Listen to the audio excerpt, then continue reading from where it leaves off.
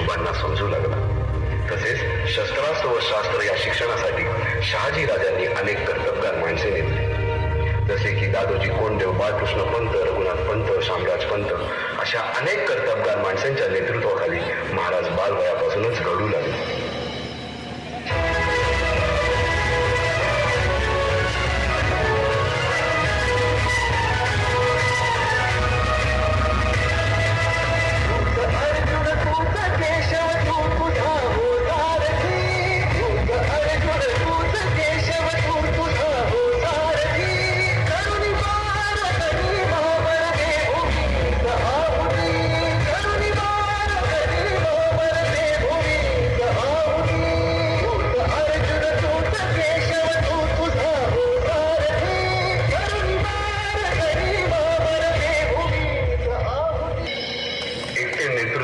साम्राज्य उभे करू शकत नाही.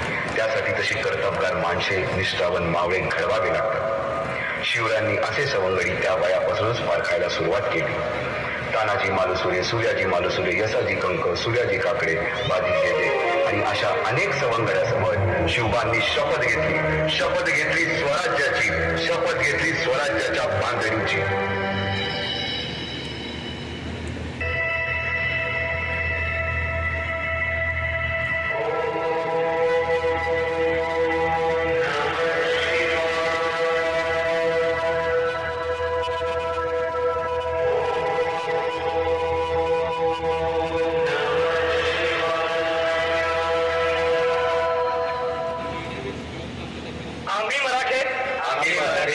यवनांची पीडा नष्ट करण्यासाठी हिंदवी स्वराज्य स्थापन करीत आहोत.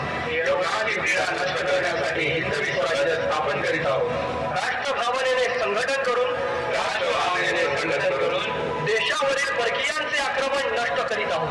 देशावरील परकीयांचे आक्रमण नष्ट करीत आहोत. स्वकीय व परकीय शत्रूंचे उच्चाटन करण्यासाठी स्वराज्य स्थापन करीत आहोत.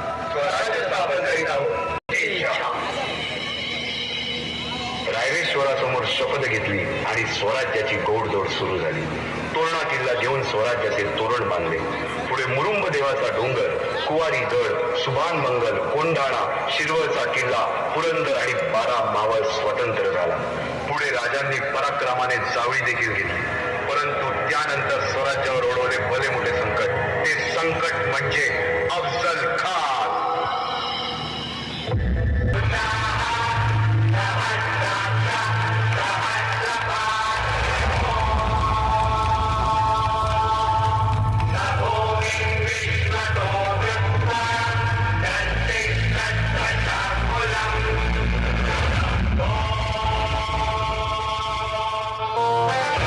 शिवाजी महाराजांची कीर्ती बेफाम होती. महाराजांची कीर्ती बेफाम, भल्या भल्यांना फुटला घाम. याला कोण घालील येसेने दरबारी पुष्टी बेगम. बडी बेगम म्हणजे अली आदिलशहाची आई बर का. नजरेत तिच्या अंगार दरबार झाला गपगार. कुणी घेईना पुढाकार, साऱ्यांनीच मानली हार. इतक्यात अचानक एक सरदार उठला, बोलला, हम लाएंगे शिवाजी को. आणि त्यानं विडा उचलला. नवतेच अफजल खान, या नवतेच अफजल खान, जिचा जागता जणू सहिताने. काल बोलला छाती ठोकून, शिवबाला टाकतो चिरडून.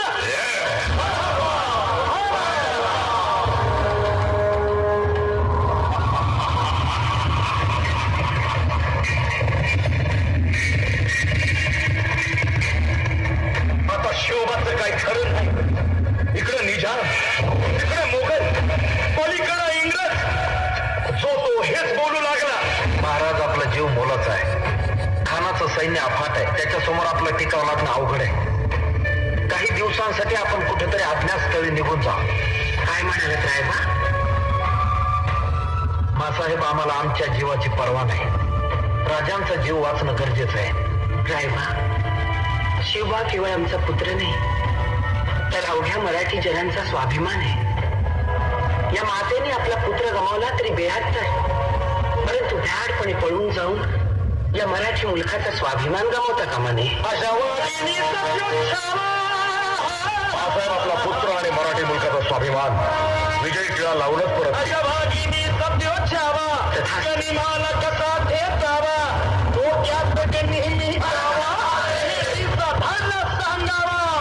भेटीसाठी महाराजांना एक शानदार शामियाना उभारला होता. आणि अशा शामियान्यात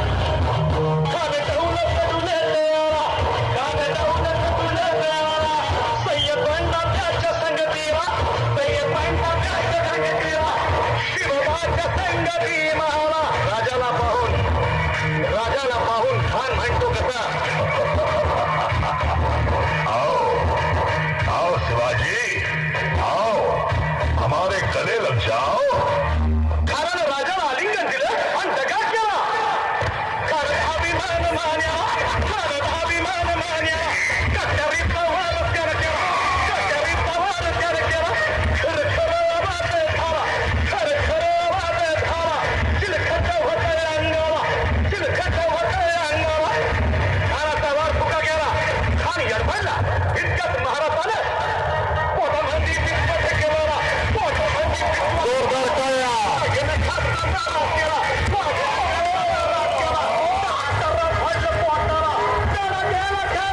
जोरदार टाळ्या. परत एकदा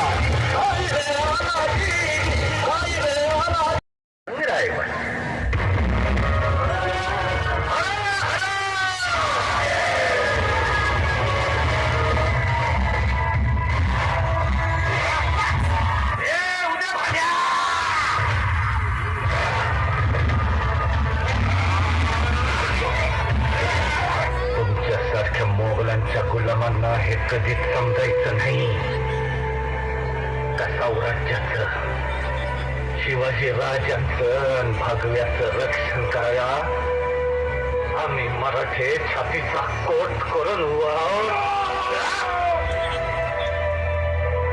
तुमचं वंगाळ हा साम्राज्या पातूर पोचस्तवर उघडून दाखवावे.